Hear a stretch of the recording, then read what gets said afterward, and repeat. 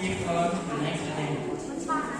Next agenda is religious lecture and we will pick people by our teacher Ustaz Mulyana. Acara selanjutnya adalah sambutan adalah tausiah yang akan disampaikan oleh Ustaz Mulyana. Padanya waktu dan tempat kami persilakan.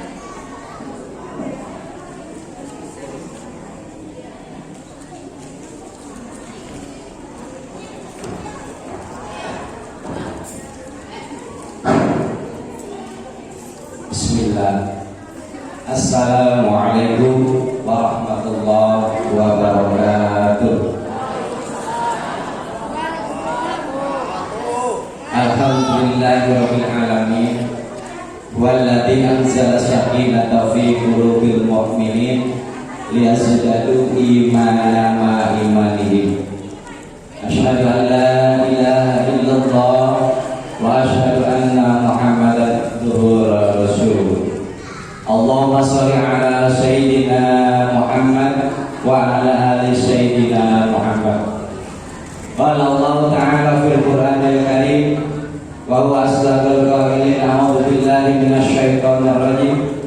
Bismillahirrahmanirrahim.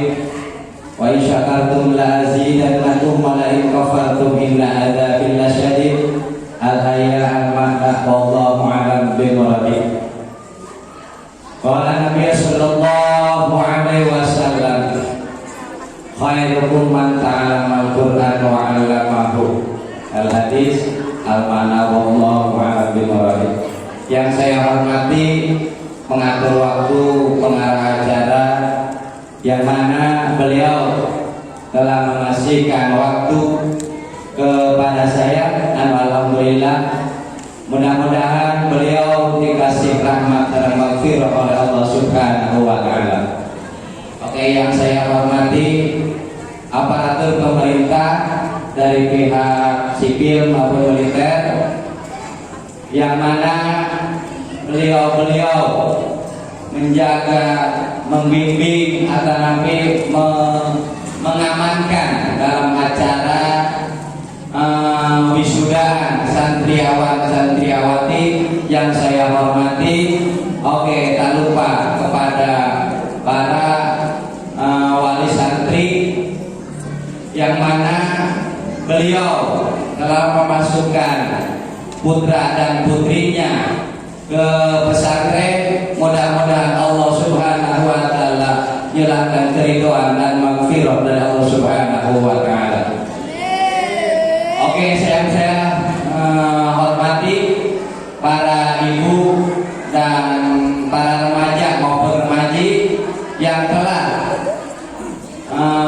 memasuki ada yang di tempat yang disediakan ini, yang insya Allah kita kumpulnya di sini menjadikan saksi nanti di yaumil qiyamah. Amin ya Allah ya rabbal alamin. Sebaliknya kita menjadikan puja syukur kehadirat Allah Subhanahu wa taala. Salawat beserta salam kita curahkan ke baginda kita Habib al-Karim Kanjeng Nabi Muhammad sallallahu alaihi wasallam, salam keluarganya, para sahabatnya, inayah para tabi'in tabi'in mubuk kita. Alhamdulillah kita dikasih taufik hidayah oleh Allah Subhanahu wa taala, karena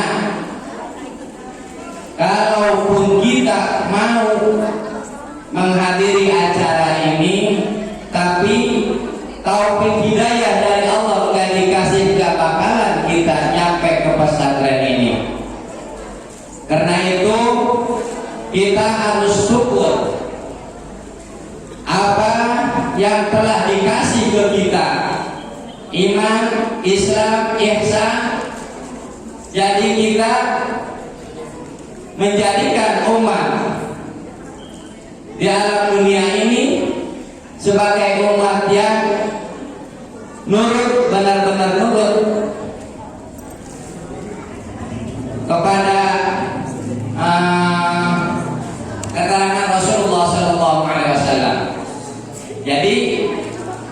kita kumpulnya di sini mendukung kepada putra putri generasi kita nih, gitu kan? Generasi kita nih di zaman sekarang ini zaman now. Kadang-kadang anak-anak sebadan dia memang susah masuk pesantren, pengennya di jalan main dan sebagainya. Tapi alhamdulillah karena kekuatan kegigihan orang tua, mendukung orang tua, nyampe ke pesantren dididik. Tapi Quran alhamdulillah. Kadang-kadang udah menjamin harta banyak, badan sehat, otak ada, nggak ada pengalaman, anak sama aja bohong kan? Tapi ini walaupun uang kita pas-pasan, cuman salah kadar, gitu kan? Tapi hati kita benar-benar berat, pengen mendidik anak karena tujuan kita mau pulang ke alam kubur, kita masukin ke pondok, gitu kan? Karena tadi sabda Nabi Sallallahu Alaihi Wasallam, "Khairukum man ta'allama ilma." Gitu. Yang paling baik di antara kalian itu orang yang mengaji, mencari ilmu dalam Al-Quran, dan kalau udah bisa itu dimanfaatkan, diajarkan lagi kepada orang-orang. Nggak sedikit sekarang patihan aja nggak bisa. Makanya saya salut karena anak-anak dari mana, dari apa, bakal dengar kemarin dari Bali segala datang ke pondok ini mencari ilmu, mencari keredoan. Mudah-mudahan yang anaknya udah masuk ke sini tolong didukung semaksimal mungkin. Karena kalau nggak ada dukungan dari orang tua itu sulit. Walaupun kita banyak harta, walaupun kita sehat, gitu kan? Jadi pembelajaran ilmu itu harus kita dukung, benar-benar kita dukung, karena tujuannya kita akan meninggal, bahkan kita bakal mati. Kalau anak kita udah ada yang pintar, itu setiap kita mau sakaratul maut didukung oleh anak kita, dibacain apa, Fatihah, Yasin dan sebagainya. Tapi coba kalau kita nggak didik anak kita ke pesantren ngaji, nggak bisa ngaji, anak kita mau meninggal pas sakaratul maut cuma bisa menangis. Tapi insya Allah karena putra putri kita udah dididik, insya Allah dia bisa memberi motivasi untuk kita ntar kalau kita mau sakaratul maut. Segitu aja karena ini sambutan. Tadi aja kan malam katanya nih apa ponakan saya ini pamannya dia, beliau gitu kan. Jadi beliau ini yang memang udah mandiri gitu kan. Saya juga salut segini banyaknya santrinya, dianya aja masih kayak remaja, tapi sekarang alhamdulillah udah mau punya omongan gitu kan. Mudah-mudahan kita doain gitu. Guru kita ini mudah-mudahan yang lagi mau lahirannya kita doain, mudah-mudahan Allah Subhanahu wa taala menggampangkannya dalam segi cara melahirkannya, dan mudah-mudahan juga anak dia itu menjadi anak soleh atau solehah kalau laki gitu kan. Kita doain semua. Kenapa? Karena manusia itu semua butuh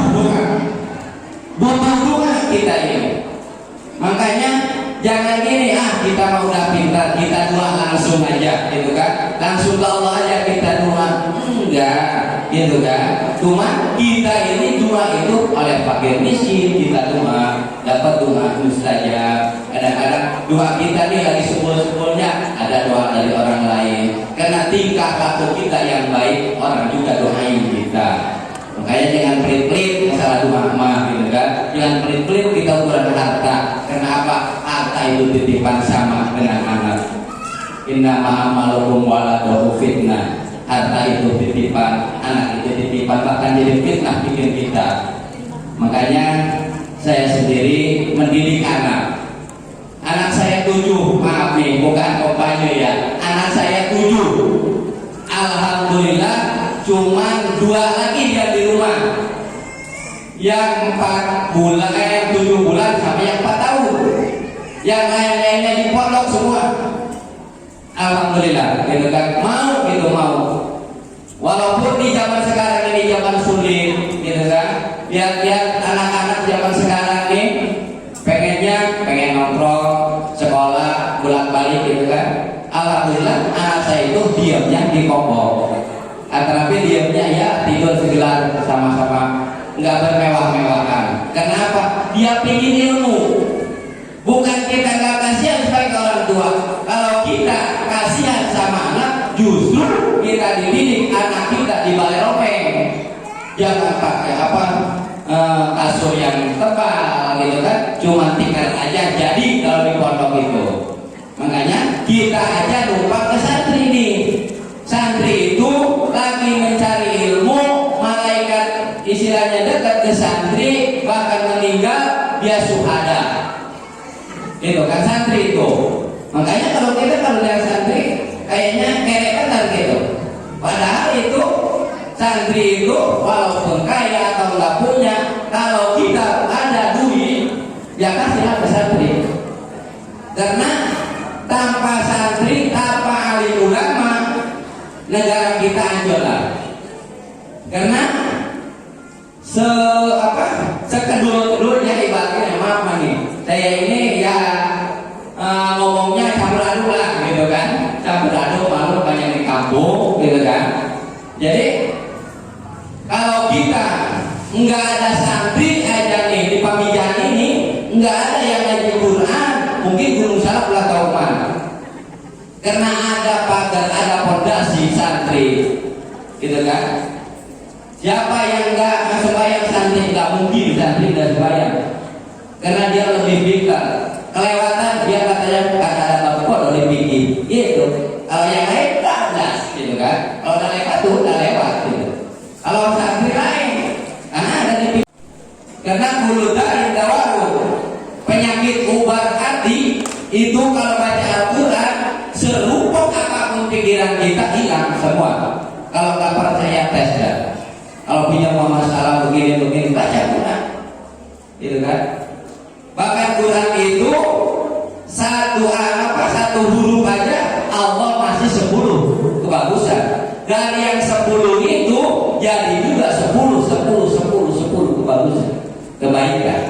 Contoh kecil nih, kita tanam padi cuma 1 biji, tumbuh 1 pohon, kita tanam beranak 10-20, gitu kan. Udah beranak berbuah, setangkainya itu berapa ratus, gitu kan. Itu contoh kecil aja. Makanya 1 huruf Allah dijadikan 10 kebagusan. Dari yang 10 itu dikasih 10, kalau dikalikan kalkulator udah ribuan. Apalagi anak-anak kita nih, ketalah tapi sebulan 37 berapa ribu huruf itu, gitu kan.